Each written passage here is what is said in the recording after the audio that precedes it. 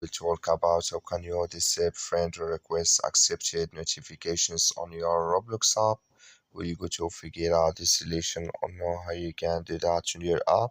So all you have to do, just go down, click here on more down here. When you just click here on more, it's going to take you to this list. Then all you have to do, just go down here. So then you click here on settings.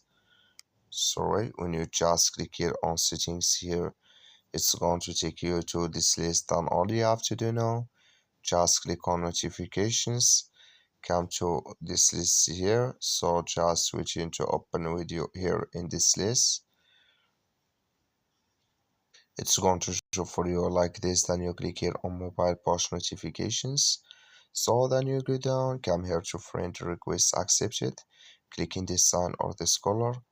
Like you see here, color it's gone. That's mean here friend request accepted. Disable with us now.